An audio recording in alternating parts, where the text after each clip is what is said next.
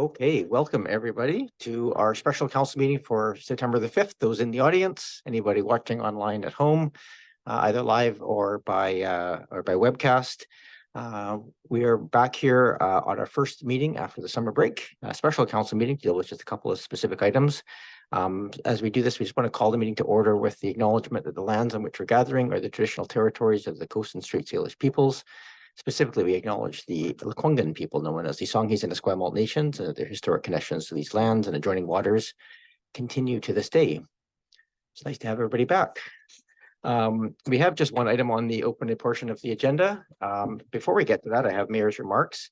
I have a bit of an unusual mayor's remarks tonight in that they're very long in proportion to the one item on the agenda, not related to the item on the agenda. But I am happy to see everybody back here. We are missing Councillor Watson, who is on vacation and unable to join us for this meeting.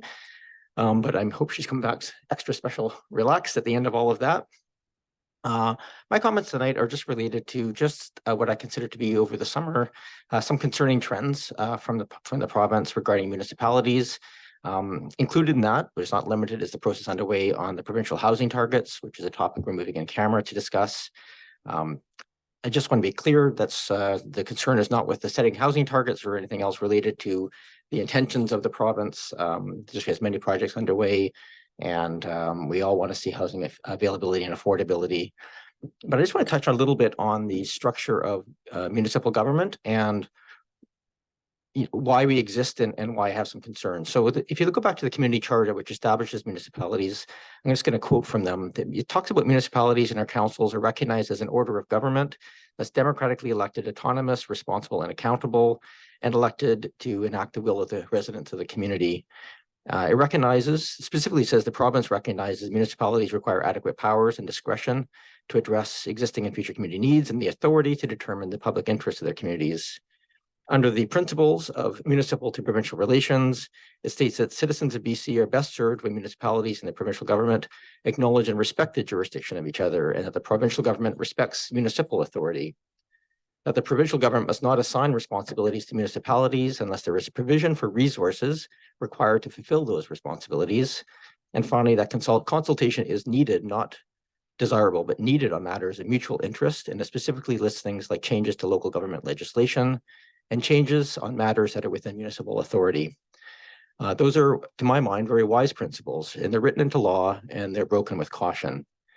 In my opinion, that the province is stepping into municipal matters without the respective jurisdiction or consultation required by the charter, and without providing the resources required for any new responsibilities.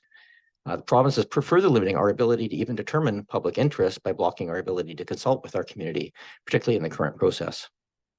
Speaking more broadly, I'm concerned about a recent shift in tone from the provincial leadership, messaging that appears to be looking for scapegoats rather than partnerships, and the erosion of democratic principles using a crisis as an excuse.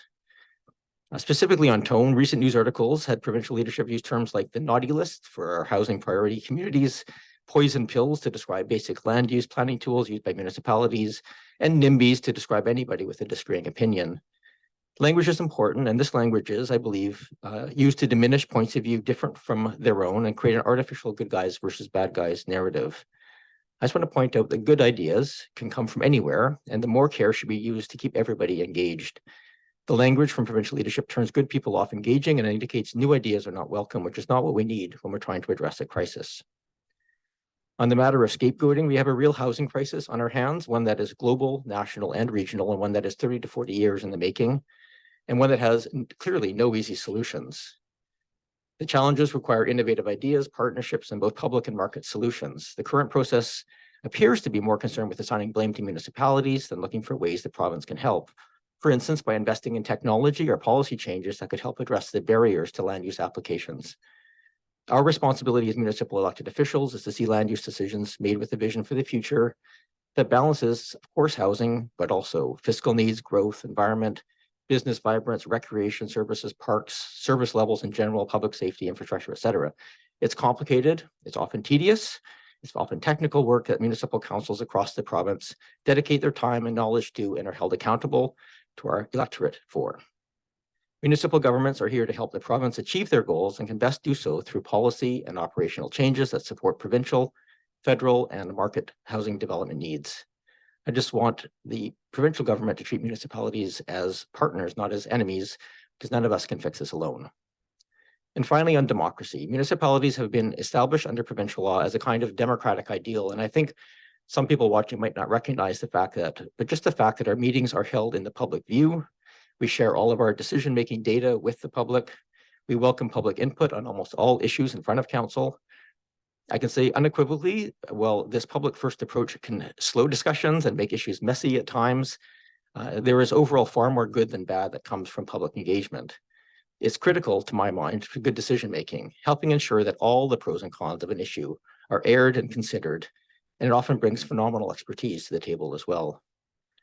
As seen in the current directive to keep data secret on the provincial housing targets, we are in danger of losing the openness and transparency that our community expects from us at a municipal level. I reject the idea that public dialogue harms decision-making. Yes, democratic debate is messy and sometimes slow, but also helps ensure that efficiency, value, and innovation are the result.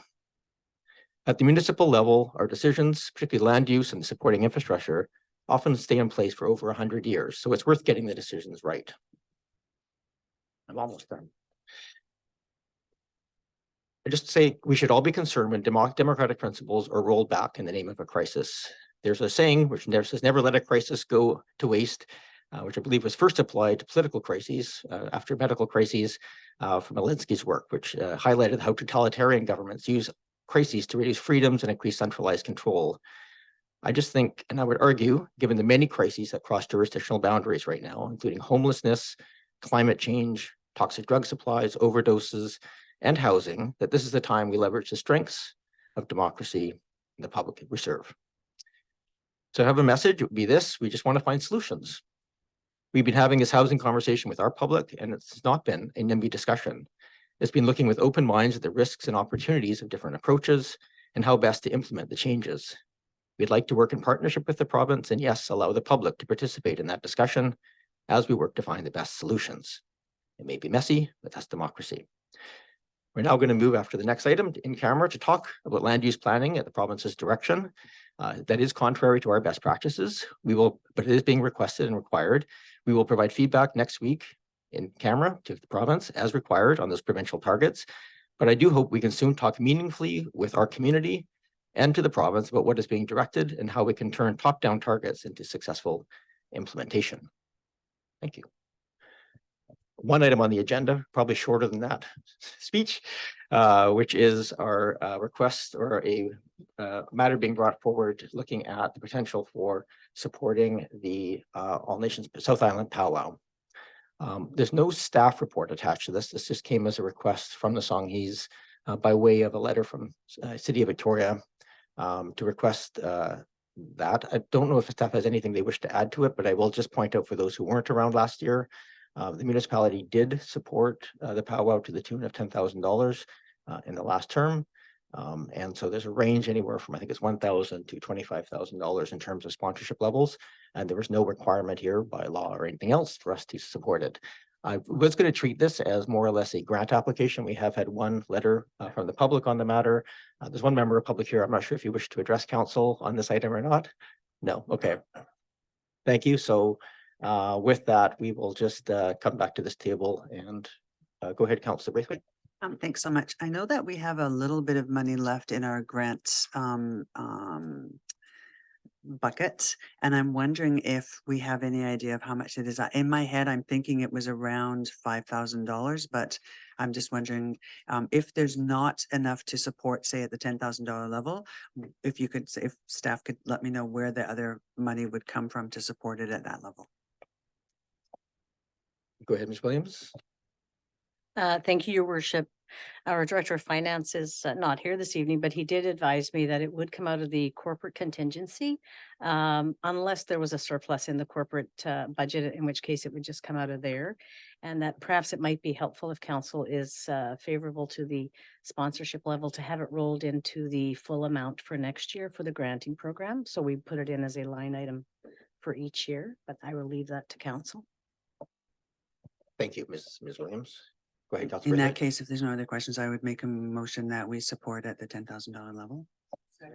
Seconded. That's a lot of seconds, so I'm guessing that probably has support, but you had your hand up, Councillor Smart.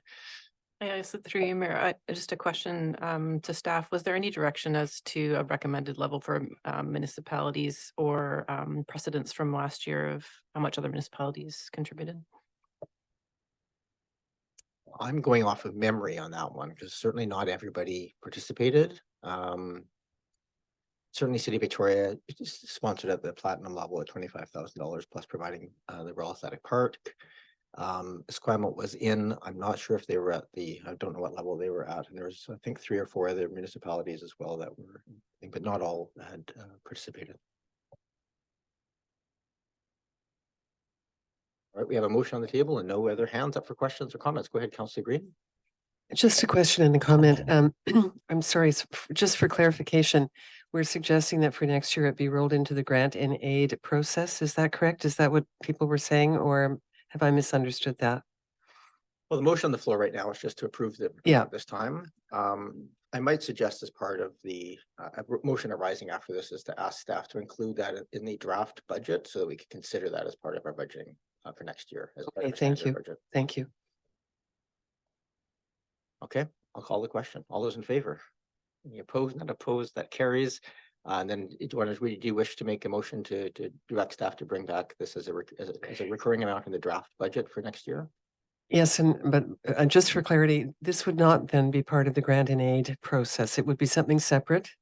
I would suggest you just ask that the amount be brought back next year and staff can bring back to us advice in terms of where that should sit in terms of transparency. And I'm just saying this because I would hate to see this process become too politicized. Grants and aid decision making is difficult at the best of times. So I would hope that there would be perhaps another funding mechanism or tool that would enable this to be an ongoing contribution without difficulty. So I will make the motion to. Yeah, I'm just before we get, I'm just going to get the actual motion on the floor here. Can you just put back, does that bring back recurring funding request? So that we're clear that that's what we're talking about. Okay, I think that's clear. Is that So I will move this, that second motion. okay? And moved and seconded. Thank you. Anything? Thank you. Okay, Councillor Braithwaite. Yeah, just, I think that, don't we have something in place where there is funding that we do for 3 years in a row or something like that, that isn't included in our grants in aid? And that might fall under that. This amount might fall under that. Yeah, there are, that's why I didn't want to put down in the grant. I think staff can look at this and maybe reach out to Songhees and Esquimalt and just understand what their plans are and how this might best fit. These numbers are going to shift or change over time. So I think that's probably best if we leave it at this point vague to bring back. Okay, seeing no other questions. All those in favor? Any opposed? None opposed? That carries. That concludes the open portion of our meeting. Have a great evening, sir. Thank you. We have a motion to close the meeting. Do we have to say it all out loud? I do. So we have Okay. 2 sections, 92B and 91E. If we could just read both of those out if you. I'll move that that part of the meeting be closed in accordance with section 92B of the community charter as the following items will be discussed. B, consideration of information received and held in confidence relating to negotiations between the municipality and a provincial government or the federal government or both, or between a provincial government or the federal government or both and a third party. To receive information in a closed meeting as directed by the province of British Columbia on provincial housing targets and to prepare a response. Before we go on, I'm just going to move in second on. I'm going to take those motions separately. I understand best practice to take the reasons for going in camera linearly. So is there a seconder? Thanks. All those in favor? Any opposed? None opposed? Then read the second one. And that the meeting be closed in accordance with section 91E of the community charter as the following items will be discussed. E, the acquisition, disposition, or expropriation of land or improvements. If the council considers that disclosure could reasonably be expected to harm the interests of the municipality. Moved and seconded. All those in favor? Any opposed? None opposed? That carries. We are now officially in camera.